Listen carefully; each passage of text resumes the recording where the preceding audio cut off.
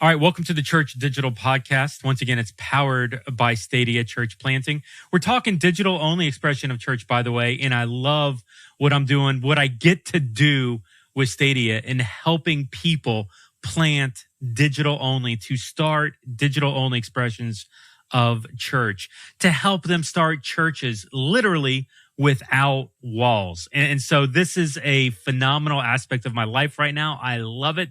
And I love this conversation because I get to talk with digital only planters, people that are starting and that are running arguably probably one of the most successful digital only churches in the Western Hemisphere. So we're talking today with Jared and Angie Hughes. So they were not even on my radar pre-COVID, didn't know who they were, like in the context of digital ministry. And so when they pop up here with Hope City Church in this COVID season quickly, I kind of wondered, where'd you come from? What's your story? What's your background? How did I not know who you were? And what not, it's not egotistical on my part. I just really love talking with people and love hearing the stories of digital church and online ministry. And they were not on my radar. And I quickly discovered why in this conversation, because they didn't start digital ministry. They were novices, even walking into the beginning of this COVID season. So in this COVID season, instead of trying to push back to the physical building, they actually gave up. They passed over a building that a denomination was going to give them because they saw more potential in discipleship and disciple making done in digital space. That's right. So they gave up a building that somebody was going to give them because they wanted to focus on digital ministry. Beautiful story, and some of the successes that they've seen, some of the opportunities they've had to even merge. Angela Craig's Pursue Church Live in this 2021 year has actually merged with Hope City. Angela's obviously great friends with the podcast, been on lots, but as a lead pastor is transitioning into a different role, more towards equipping planters as well. And so she is giving literally Hope City a church. She's literally giving them her church, Pursuit Church Live.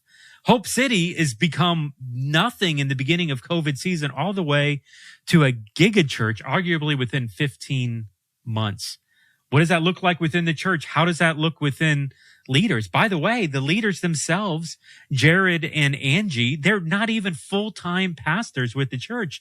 They've opted to go bivocational, where they have outside jobs. What are they doing? Why are they doing this? What's the mindset behind not going fully into the ministry and instead diversifying and doing multiple things in addition to arguably the largest digital-only church in the Western Hemisphere?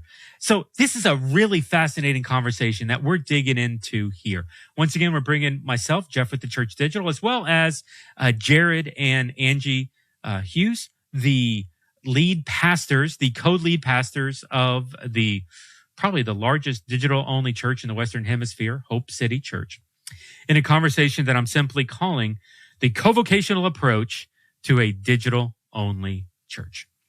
Okay, everybody, here you go. We went to the Highlands Church Conference, Pastor Chris Hodges, and God spoke to us, spoke to me when we were there and said, I called you to lead, and you're not doing it. And so we came back. I came back from that. We resigned at Timberlake as the campus pastor, and with the plan of just, going back into lead pastor work. And it was incredible what happened. Ben Sigmund, he said, it's crazy. Yeah, he helped us launch Canvas Church. Timberlake Church was an amazing God thing, because he was like, why don't we do this? Why don't I give you the location there in Bothell? We'll give you all the gear, all the stuff, launch it as your new church, become part of the the Free Methodist Church PNWC conference. And so we did. So January 2018, we relaunched that campus as Campus Church. And pretty much by that, 2018, right? Yep. To January 2018, Canvas Church emerged, and then felt like we were just getting into the groove of church planting when COVID hit, which a lot of us kind of put in the same exact. So like Craig Whitney. So it's so great with Craig Whitney. Man, that guy challenged us so much. It was he asked me one question was, Jared, what's a disciple? When you think of a disciple, what's a disciple? It sounds like something Craig would say. Yeah. And I didn't like it too much. Anyways, no, I did, but it was really challenging because you sit back and you think, and he goes besides somebody that reads the Bible and prays. Okay, yeah. Because what's a disciple? And somebody said, what's a disciple of Canvas Church? And that really led us on this path, I think, where we're at today. It was a massively great question. We laughed and got angry, but it makes you think, like, what are you trying to produce? What are you trying to, what's it trying to look like? For us, the background that we have in ministry, we know a lot. We just know a lot of people as well as you do, a lot of movers and shakers in the kingdom of God. And, we've been around the block a few times. And for us, we can edit this out if we want to, it's fine. But I think the blow up and show up model is done. Not everybody. I had someone tell me once, unless you can raise $300,000 to $500,000, don't even plant a church. Just go join someone's team. And to me, that's if I could raise $500,000, I'm probably not going to plant a church. To be honest with you, I'll probably do something different. I just think if there's so many called people, if that is the narrative that's out there, that you have to have the ability to raise hundreds and thousands of dollars, your network has to be so significant and so massive that you can actually go ask so many people. You're so well connected. You're probably not planting a church, and so maybe you are. That's few and far between. Most likely, those that can raise $300,000 to $500,000 to plant a church are probably of some mega movement, which is wonderful. That's not bad. We were part of a mega movement. They're probably well known somehow, socially media already. They have a good following of people. That's not the norm. That's not the everyday person. Hope City Church, our tagline is Hope City Church is about bringing hope to everyday people. There's a lot of pastors, a lot of people who are called by God who are just everyday people who do not have the ability to raise millions of dollars or hundreds of thousands of dollars. And if that's all the narrative they're hearing, the only story they're hearing is that, then, and with the thought of, if you can't do that, don't start a church, then they're probably sitting on teams they're not supposed to be. So if you're sitting on a team, but God has called you to lead, and you're sitting on a team, then you're being disobedient to God. So what's the worst part? The worst part is being disobedient to God. There's lots of people that I know personally that God has called them, and I know that God has called them. It's clear to lead, but they like being on a team of thousands of people or hundreds of people, and they're worried about, what if my church is only 50 people? But you're not doing what God's called you to do, and that's to me is the biggest travesty with some of the church planting or some things we've seen in America. If it's working, then why do we have so much decline in the church in America? Well, I think too, Craig he asked us so many questions that challenged just a lot of stuff is I'm talking about out of Craig. Yeah. So we'll blame Craig. Yeah. Out of the thing, out of just like, okay, what is church? What does church really look like? How do we pivot if we have to pivot? What's success? What's not success? And what does success look like to us? And so out of those questions, when COVID hit last year, it honestly, how he asked us those questions and got us to think outside of the box. And then our kids who work in the tech industry that were like, Mom and Dad, you guys need to have a social media presence before we start, planting an in-person church. And so we looked at those things. And I remember our first Sunday that nobody can meet, and we did online church as Canvas Church. And afterwards we're like, oh, wow. Yeah. This isn't anything like what we thought digital ministry looked like. And that's a great point. Wait a second. Are you saying that you not even like in the beginning of COVID season, you were not even thinking digital only. Not one time, never.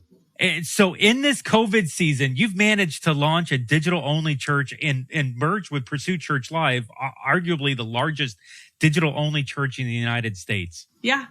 Holy cow. Well, and we did it, honestly, there was no mental pivot until last fall. Yeah. So we did this thinking So what happened was, we launched our church in Bothell, and then it shut down. We were meeting out of school, typical church. Yeah, so no schools were open. No schools were open. So we were in the process of just, we just started getting our feet underneath us. COVID happened. Yeah. And so we like, what are we going to do? We probably had, 400 people following us as far as Canvas Church. Yeah. On social media. Yeah. And we just started broadcasting from our apartment. Yeah. And with our iPhones, and we're like, man, this is great. And so doing that, and then, engagement and stuff that began to happen even on that first Sunday to us was awesome. Yeah. So that started in March, and then by October, we have grown from 400 to over 2,000 people. And we're like probably September, and we're in the process of talking with our superintendent Michael Forney, who's an amazing leader. If people don't know who Michael Forney is, and Peanut, I'm gonna blow this guy up. That's a guy that people need to talk to. I'm telling you right now, that man knows what he's. Not only is he intelligent, not only is he educated, which is intelligent, he is tapped into the Holy Spirit. I tell you right now, that guy is somebody that people need to know. Amazing leader. And so, and I was going to say, and he challenged us, I feel like Craig and Michael in these last 3 years, honestly, had gotten us to think outside of the traditional church box. And which I feel like more so than anybody else, I think. Yeah. And we were, I would say traditional church people, even when COVID hit, but when COVID hit and we began to see what could happen, and I'd say fall of last year, we began to have a discussion because we had the potential of actually being given a building, and we could go back into a building once, COVID was over, or, possibly, continue to stay in the space. Well, last end of summer, beginning of fall, Jared and I began to talk about just, the relationships that we're building online, the discipleship that is happening is greater for us than it has been in the last 10 years of ministry. And so that for us was a pivotal point. Like the personal engagement, the personal connection. We were just noticing again, not really understanding what was going on. Yeah. Angie and Angela Craig met in August. No, I think it was September. October. Yeah. October. The same time that everything is just 2020. Kind of going, they kind of connected. Michael introduced them, and they connected. Hope City Church was growing digitally. In October, November of last year, we had to make a decision whether to. There's a building within our conference that we were offered that we could have just get back to normal church when church came back. Debt-free building, property right in downtown Bothell, beautiful place. Everything that you would think of as a pastor, of course. And Michael asked us a question, and he said, I'm 98%. The building's yours. The property's yours. He goes, do you think that if you guys went back to typical church, which is not bad, traditional church, is it going to hinder what God is doing through you right now? And Jeff, I sat in that chair eating Mexican food, sat back and went, let me think on this. We went home, we talked, we prayed, talked to our team. And I'm like, I think we're going to do every pastor in the world, their goal, unfortunately, is to get a building. Or a bigger building. Yeah. Or a bigger building. Pastors, listen, if you're watching, that should not be your goal. Listening, that should not be your goal. Your goal should not be to get a bigger building or a building. That should not be the goal of the ministry. The goal of the ministry is to reach people who don't know Jesus, who are lost for eternity. That's the goal. Now, buildings are not bad. We owned a building, had a building, sold a building, gave a building away, turned down a building and property that's worth millions of dollars. Not because we figured some things out. It's just, you have to hear from the Holy Spirit. If the Holy Spirit is telling you to get a building, get a building. But if it's just a traditional route of ministry, then don't do it. Well, and that's what I love about, even go back to Craig and Michael, they challenge us to get outside of the box, think outside of the box. And then in that, you can allow the Holy Spirit to direct you. And I feel like that's really where 2020 led us. For sure. And so we came back and we did, I think, I have some friends of mine who are like, you're nuts. Well, they've already thought you're nuts anyway. For years. Yeah. Anyway, so we turned it down and we decided and not just us, our team. Yeah. We decided that we're going to go fully digital. And in January of 2021, we relaunched Canvas Church as Hope City Church. And that's where Hope City came out of. Hope City Church was launched in January 2021. In February, Angela Craig reached out to us. Yeah, the end of February.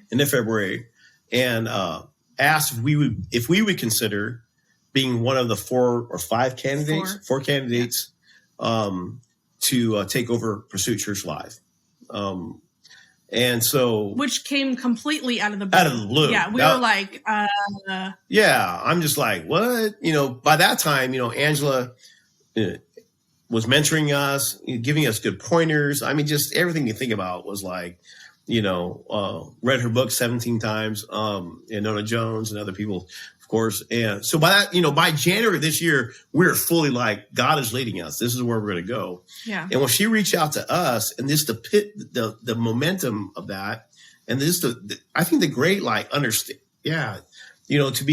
we're like, sure. I mean, okay. What does that even mean? No one really knows at the time. So we went through that process.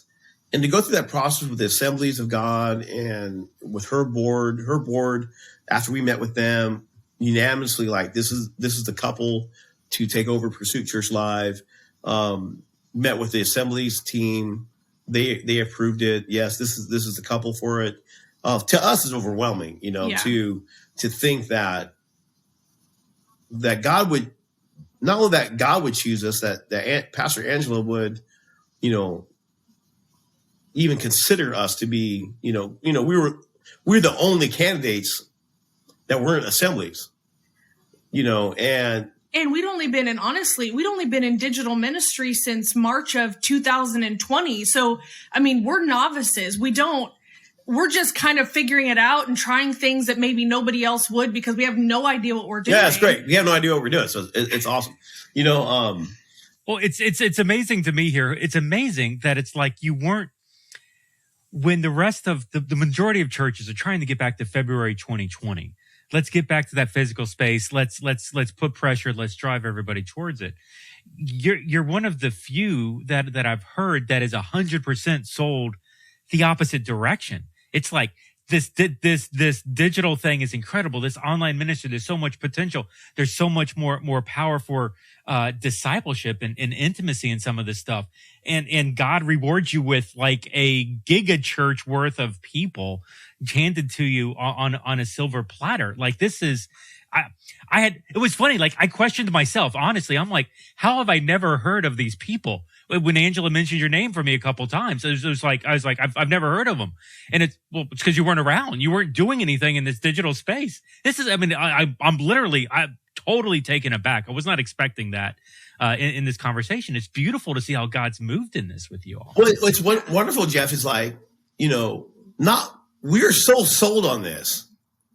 The more that we study, the more we realize, you're going to know more of these stats than probably more than I, and you'll share it. If you do, I'll be like, okay, we'll add that.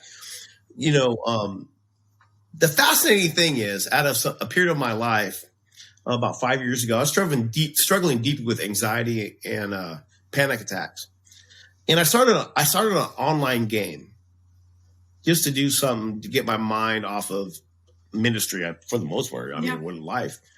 And I started playing this online game, and to look back at that, some of these guys, I'm still playing 5 years later. We're very close friends. I mean, we've never met. We've never met in person. And we probably never will meet. They're all over the world.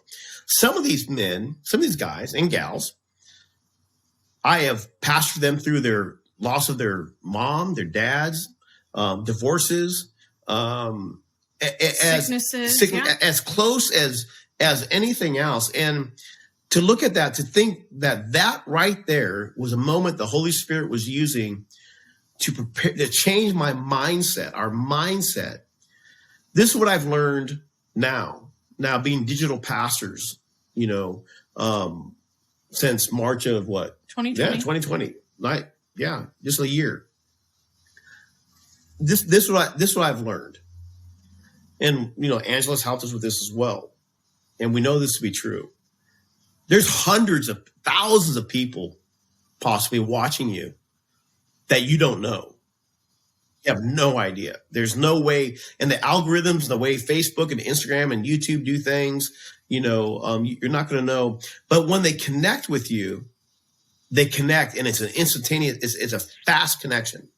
Because they know you, they've watched you, they think they know you. We've seen this all over the world in just the, I don't like to use the word secular and church interchange. I don't like to use, it's just we're people, right? And so when they connect with you, it's real, it's fast, and it's now, and so we teach our team. So what our process on our Sunday mornings, or anything we're doing during the week, if somebody's liking what we like, or it's doing any like or heart, whatever, any engagement, we ask our team, require our team, it's mandatory that we are engaging back with them, because that's a person that's saying, hey, do you see me? I'm here. We instantly engage with them, and we reach out to them, and we pray for them, we invite them. At the same time, going back to some things that Craig helped us with, I think for years, us pastors have spent too much time trying to drag people through a process they don't want to be dragged through. A disciple is a person, biblically, that wants to follow. There's something going on the inside of them. They want to mimic. So we have to get back to the understanding of the Jewish culture and how Jesus, how he is leading in those spaces. He wasn't trying to force people to do something they didn't want to do. They wanted to do it.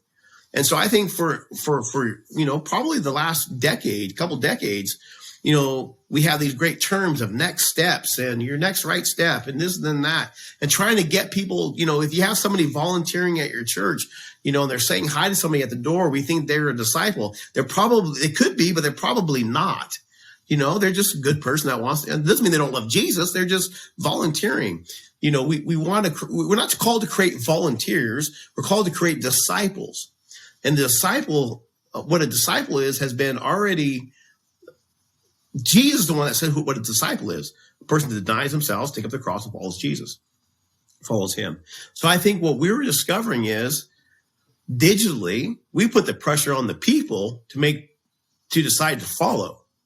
Well, and we see, we're seeing, it's easy, right? Well, and we're seeing people that, maybe we're watching, and actually stories of people that I was watching you for months, never engaged, never liked, never did anything. Then all of a sudden they are, but then they're the ones that are actually engaging with other people and inviting people into the conversation. And that's what we have seen, people inviting, people bringing people along with them in the digital space, way more than we ever could to bring people inside of a church building with walls.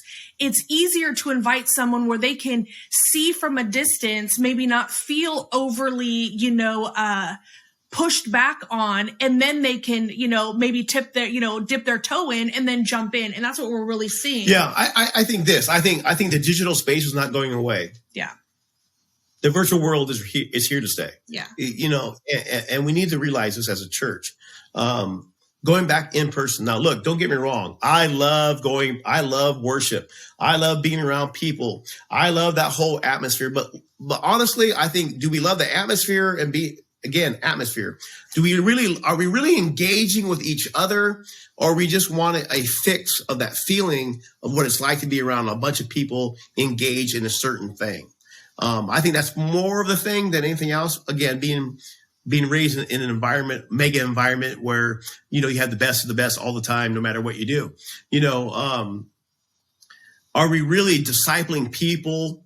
Are we really engaged in their lives? These are questions we have to ask ourselves as a church globally. If we're declining in America, reaching people and discipling people, we have to stop and ask ourselves, why? Why do we see platform the biggest ministries of the nation, the biggest this, the biggest that, but we're declining? So we have to, either we're not declining, and that's just a bunch of propaganda, or we are declining, and yet why do we only hear from people who have the churches of thousands and thousands and thousands and thousands? Okay, so why are we declining? How do we change that momentum? I think what God is showing us in a number of ways. Number one, the virtual world is not going to go away. We're going to see more digital churches. We're going to see more of it. We're not going to see less of that, and that's going to confront our vocational ministry life, I think. Yeah. Let me ask this because I'm curious. Within the past 18 months, your Canvas church has become physical, COVID, digital, and now you inserted, I don't know, thousands of people into this equation, and I've heard Angela Craig talk about the stats, 51% outside of the United States, 49 languages, 48 countries. Like, it just is ridiculous. Some of the exposure that she's been able to get and the connections and the relationships in the church that she's developed entirely on Facebook. Who's keeping up with this? Like, how are you getting the Canvas people bought into a digital process, into it sounds like a new disciple-making centric environment? Like, are they drinking from the fire hose? Are they keeping up? I'm out of here, I want to go find the physical building? What's been some of those environments? Because you guys have transitioned heavily. Dude, that's a great question. Let me answer it this way. Yes. Yes. Yes. No. Yes. And maybe. I think our core team completely is bought in. Yeah, we did. We made the decision together. It wasn't just Jared and I saying, this is what we're going to do. We all went on this journey together. So it's been literally an open conversation. Yeah. And so that's been helpful that we've actually, and I feel like the first time in our life as senior pastors, we have a team that we're doing something together versus we're making the decisions and, which goes into a bigger conversation. It's, again, the co-vocational role. We've been co-vocational for 3 years. Not just when we started Canvas Church. We saw when we transitioned Timberlake Bothell campus, we saw the money coming in, the money, being spent, and said, that's not going to work. What's good about having a multi-campus church, when one campus is struggling, the rest kind of help it along, and when you're seeing a 50% help, and you're taking over and you realize most of these people are going to leave because they're part of a different church and we're not the same way, we both decided, let's get our feet back into ministry, into the secular again, back into the work world.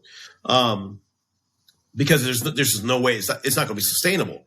So that's a whole nother conversation of, what it really looks like. I would say in the last 6 weeks, once it's become solidified, now, people now that churches are going back into in-person, and they should, there's nothing wrong with that. People in our church, and I think what we're seeing is families that have children who are church people, not in a bad way. I don't want to do that. Church people who have friends and family, they have kids, they want to be in person. That's not bad. That's great. I understand that they want to build community with other people. What's the best way to build in-person community is be in person. Over the last 6 weeks, we've lost $4,000 a month in giving. Well, and it's, and there's a lot of different factors. I think, we need to have multiple things. In person is obviously huge. I mean, we're people. We need to be around people. And I think with families, especially with COVID and kids, doing school from home and virtually, there's social things and there's social implications that are taking place now in our kids, which is causing, more anxieties and stresses and those kind of things. So I think, families is harder to stay online only. And so we have had some people in Canvas Church, the transition to, they want to go back to in-person, or this transition is a little bit too hard for them. I mean, I feel like in any transition, people join with you and then people move on to something else. So yes, we've had that. And there has been transition, even in PCL and Hope City Church becoming Hope City Church. I mean, there's connections with, Angela, and Angela is probably one of the best discipleship pastors that I've actually come in contact with. She knows so much about the individual and, cares about, individual people that there's people that are connected with her, and she's had a lot of great leaders on her team, and so we've seen, a little bit of transition in that, but we've also seen a lot of people begin to, that we would have never thought that would even be leading, begin to like rise up and start leading in that way. So it's been exciting, in a journey and a process. And so when I said yes to all of your questions, yes, we're experiencing all of those things. Yeah, I think the realization that if you're going to lead digitally, you got to have a lot of leaders. Yeah. You have a lot of leaders that bought in to understanding that 3.8 billion people are going to go on to social media this month. 3.8 billion people virtually are engaging. 1.6 to 1.8 billion are engaging just on Facebook, and they're not all the 70-year-old grandmas. We love our 70-year-old grandmas. Yeah. The fact is that's not true. They're millennials, lots of 30s and 40s that are engaged on Facebook on a monthly basis. It's also realizing that we don't want to reach church people. I don't want to reach church people. Church people can go to church somewhere else. It's great. We want to reach people at Hope City Church that don't know Jesus or de-churched or who have left the church for various reasons. Primarily, I think we can reach people who can't be reached.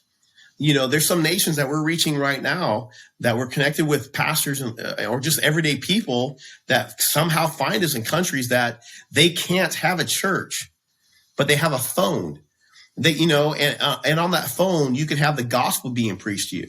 So I think as pastors and leaders, we have to realize that, God holds the whole, the whole song, the whole world in his hands. The whole world is in your hands now. But I think in the end, what we're worried about is our vocation.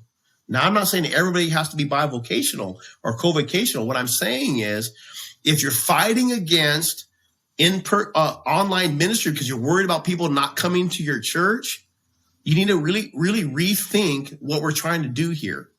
What we're trying to do is reach the billions of people who are eternally lost. If you die and you don't know Jesus, you go to hell for eternity. I hope as a church, we still believe that. Yeah. If we don't, we better rethink what we're doing. It's funny. We work with through Stadia, we work with digital only planters a lot. And probably last year, and I told you guys off air, we probably talked to, 50, 75 digital people who were interested in digital only planters. By far, the majority of them were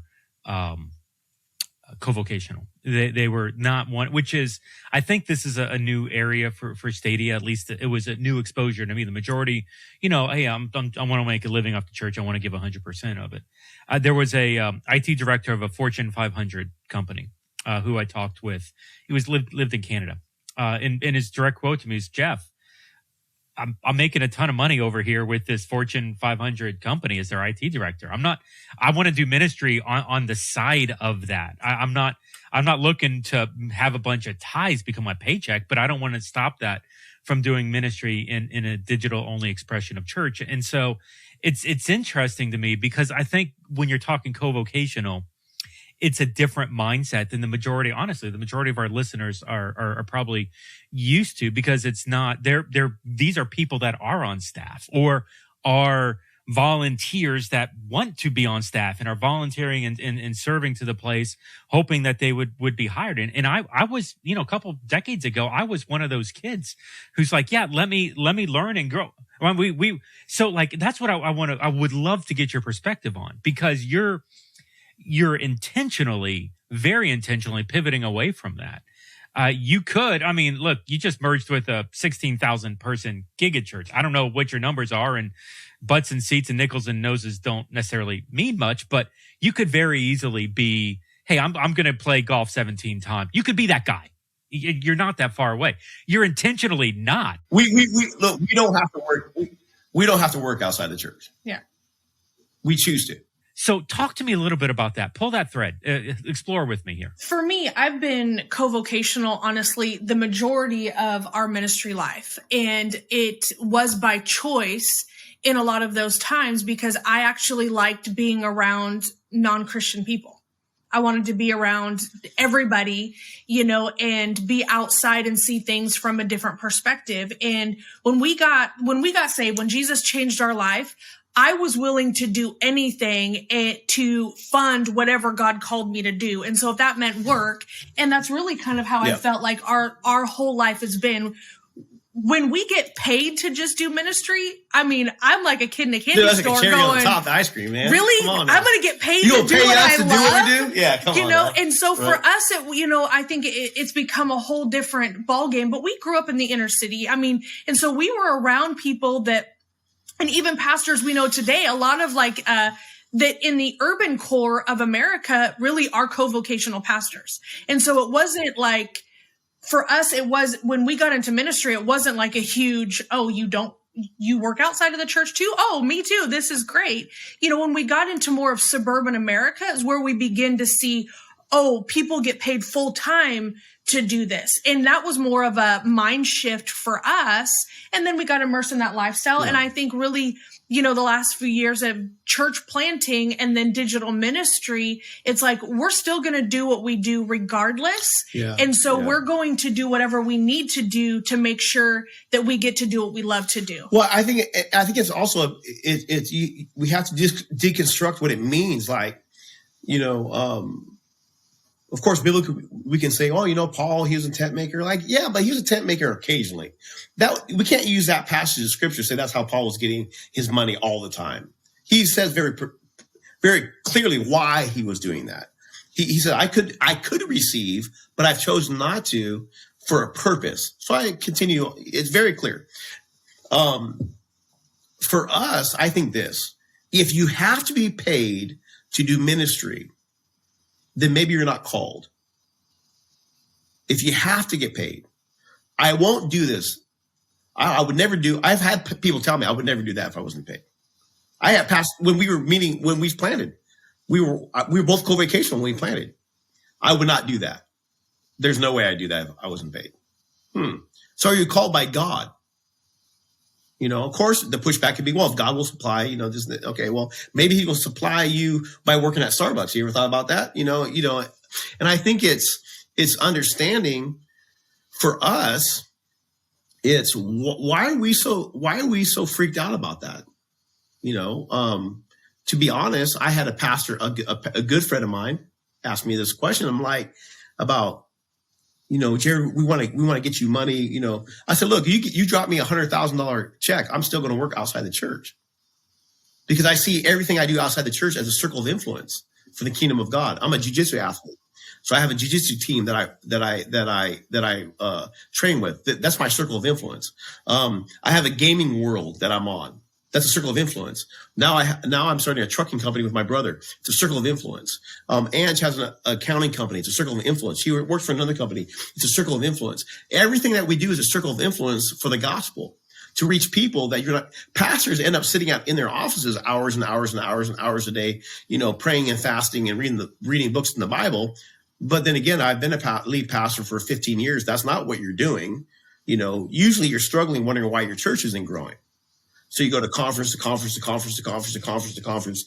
And I'm just being gut honest. I know that's what's going on because that's what I did. And I have a lot of pastor friends and I have a lot of very big mega church pastor friends. And I know a lot of people and that's what's going on. We're trying to wonder why the church isn't growing. Jesus said, I'll build my church. So why are we doing this? Why are we justifying the money and the buildings and the prestige and all that? But we're not making a dent. We're not making a dent in lost people in America. Well, and I just want to take on that. I think too, and part of the reason, and we talk about continuing to stay co-vocational, is because we have a team. that's co-vocational. Every church has a team that is yeah. co-vocational. They may not get paid for the ministry that they do, but that is still a job in which they choose to take up and, sacrifice their time and money and all of those kind of things. And so we wanted to build, even going into, I think, more intentionally going into planting or, relaunching Hope City Church, our team and us, we want to create something that every person can do. And I work a full-time job and ministry full-time. Our directional leadership team, they work full-time jobs and they minister full-time. Everybody that's doing stuff, they work full-time jobs and, they're ministering. And I love when we were at the City Church, there was Pastor Bob Weiner. He came, his daughter was in my small group for years, and he came and he goes, "Who's a full-time minister?" And he had everybody raise their hand, and he had us doing it several times. That was crazy. And it drove us crazy. But I remember it doesn't matter if I'm getting paid for ministry. When I'm called by God as a disciple, I'm a full-time minister. And so that makes me co-vocational in everything that I do. So don't be afraid of it. I think don't be afraid of being don't let your goal being paid by the church, because most likely you're not going to be. So, it's a few and far between. It's depending on how big your church is, I guess. Don't be afraid, or don't think that if you're paid by the church, God is giving you a certain blessing, or there's something has happened supernaturally or something. I'm trying to get it across in a way that we can understand it. How about this? Embrace. Can I be honest with you? Whatever season. You want multiple streams of income anyways. Yeah. Let me tell you right now. If COVID taught us anything. If COVID taught you anything, work. You don't want just one stream of income coming into my gosh, Dave Ramsey and all these guys have been telling us that, for years, don't, have multiple streams of income. I'm thinking about that one guy that I forget his name. Anyways, you don't want just to have one stream of income. We understand this. So don't let don't let all your eggs be in the basket on tithing, because if all your eggs are in the basket on tithing, you're going to say certain things and not say certain things. And you're going to meet with certain people and not meet with other certain people. And all of a sudden you become a politician. We don't need more politicians. We need less politicians. We love our politicians. We don't need politicians in the pulpit. We need pastors and shepherds and leaders. We don't need politicians in the pulpit. So don't let money be your driving force and the thing. We all want to get paid, and don't buy into the thing like, if those that were labor in the gospel should be paid by the gospel. We got that. Yes. We all know the scriptures. It's wonderful. It's beautiful. Let's look at what's happening in society right now and realize. Somebody just texted me. I actually put it on my Facebook. You can go to my Facebook right now. And I have one picture that I just did. It's like 370 likes. It's me standing out my big semi with my thumb up, talking about co-vocational pastor. Basically, the future of lead pastors is going to be seeing more of us going bivocational. I had a friend of mine make a comment on there. Somebody should go in there and read that comment. I think the church, skip the world. We're trying to reach the world. I think church people who love Jesus and love the church, who are starting to figure out, I work 60 hours. I put in 63 hours just this last 5 days in my job, not counting another 20 hours pastoring. My wife, 60 hours just this week in her job, not counting probably more hours than that pastoring. My friends, your volunteer that's standing at the door, high-fiving people that's coming into your church, worked 60 hours this week. Yeah. And you want them volunteering. The person that's serving the coffee at your church worked 60 hours this week, most likely. The person that's leading worship that's not paid, playing the guitar that you don't see behind you, probably worked 40 to 60 hours this week. And you want them there. And if they're not there, you get upset because they're not there. And we need a guitar player. But dude, wake up. The fact is, join your people. Join your community, join people and ministering to people. You'll see an explosion of life in your church. Beautiful. It's a hard mindset, because it's been so long. It's been so long in that other way and trying to pivot towards it. But the reality is, and this is, I I don't get prophetic here, and I'm not the doomsday guy, but I think there's going to be a season coming where some of the luxuries I think that we pastors are used to, and even the church as an organization, I think that's going to come to an end. And the idea we're you know what, my friend? I think it's come to an end. Well, I agree with you. It's done. It's come to an end. Well, I feel like over the last 3 years, when people find out that we work outside of the church, it gives us a greater open door, and they actually hear us faster. Then far more credibility. Well, and then they go, okay, I can give money. And honestly, I've had people say, I can give money to the church knowing that, maybe you're not using it and maybe they thought about, or there are things that they heard in the news about everything that's happened the past couple of years, and they feel more safe and secure because, we're not just vested in your money or bringing you there because of that. And honestly, that's a lot of hesitation for a lot of people. What has happened, at least, in the circles that we have run in, what has happened is there's an entitlement. That's a great way to say it. There's an entitlement to, a certain position. And if we don't receive that, or if we don't get that, if we, can't go on the vacations or have these things, then we've done something wrong, but we deserve and we're entitled to have that. Well, let me ask this, and forgive I'm not looking for like gotcha journalism or anything here, but so you're both, bivocational, co-vocational.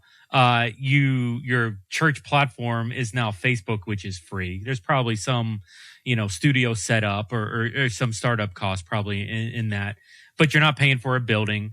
It sounds like, you don't have a large staff, would love to even know what that looks like. But what do you do with the money that comes in? Like, is it very outward facing towards missions? Because money's got to be tithed. People are probably giving something. What does that look like for you as a church? Yeah, that's a great question. We have a small salary from the church. The rest of our team are all volunteers. We've had to pivot and we've actually bought cameras and stuff like that. We didn't have actually a ton of money coming in, even when we were an in-person church, totally. So, other than your insurances and things that you have to have as a church and equipment and, just different things that you need to do live streaming and whatnot.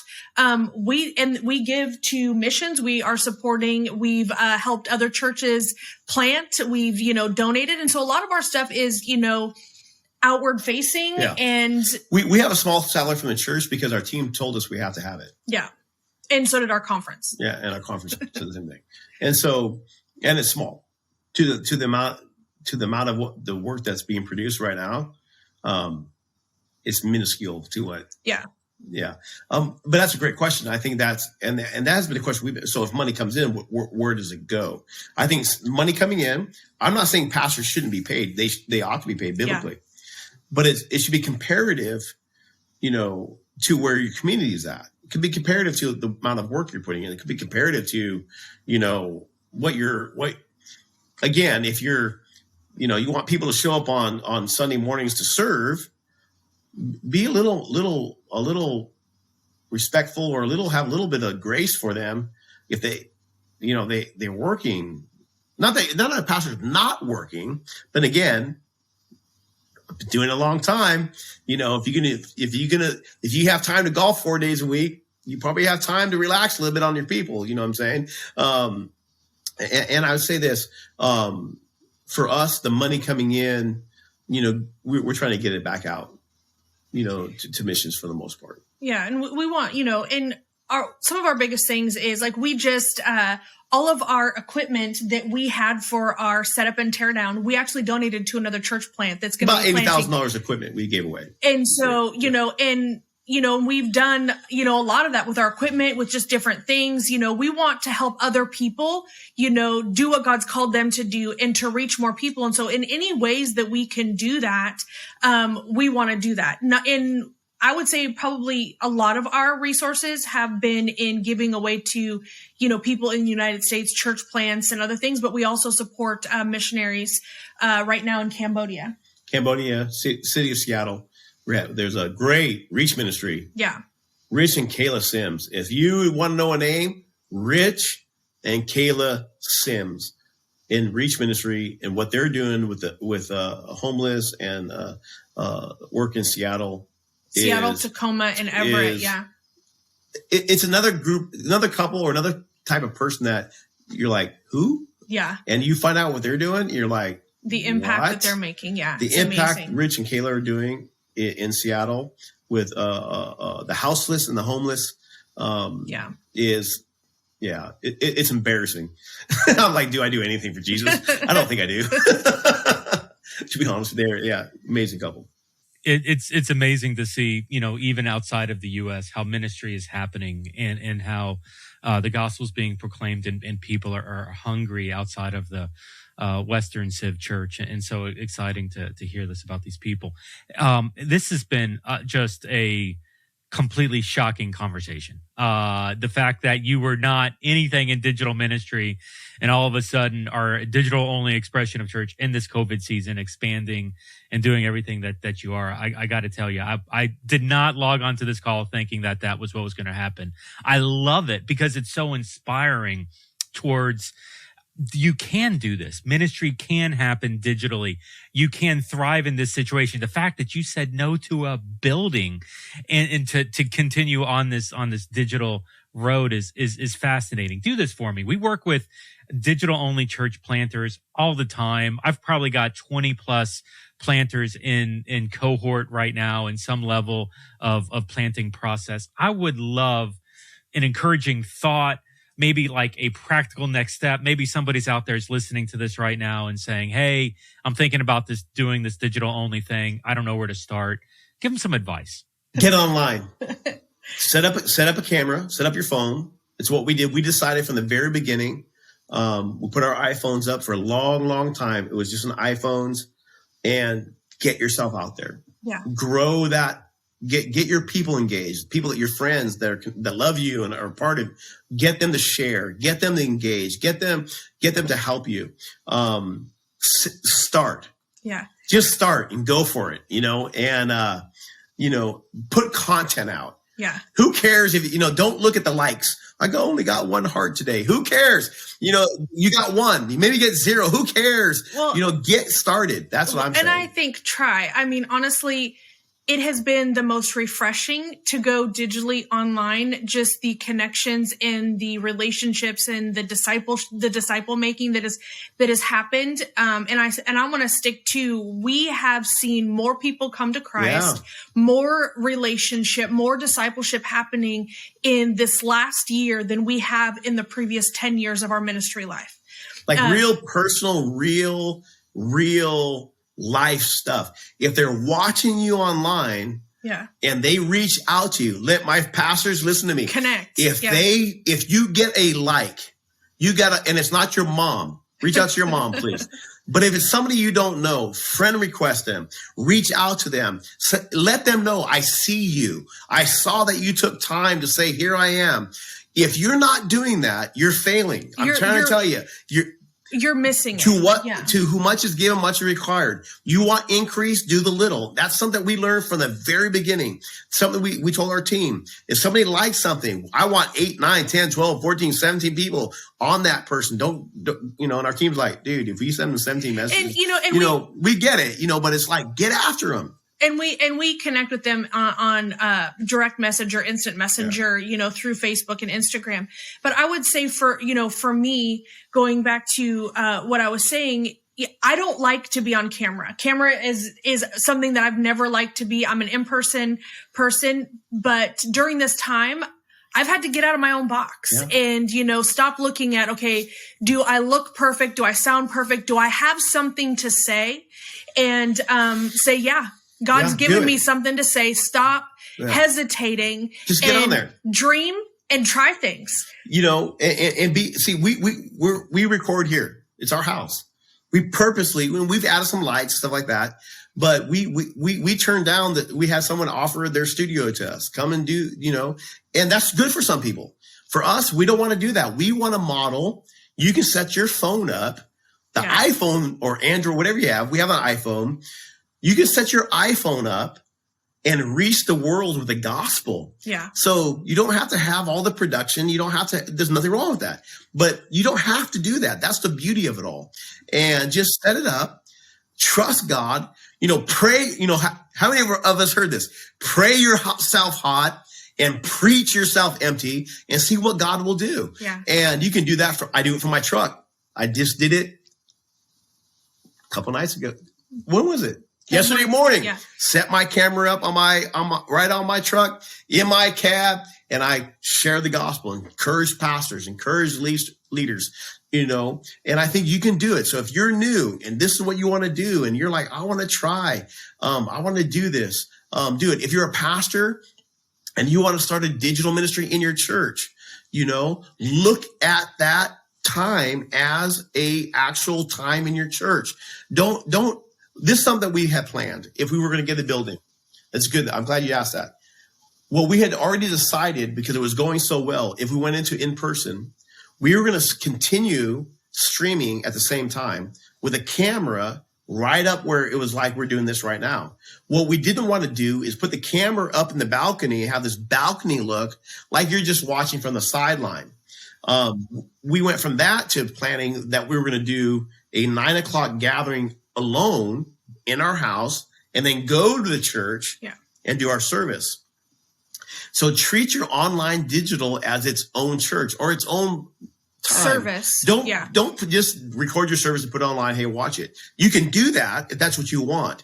Instead, if you have money, hire a pastor, hire somebody and make them your digital pastor and have them interact and engage with those people online.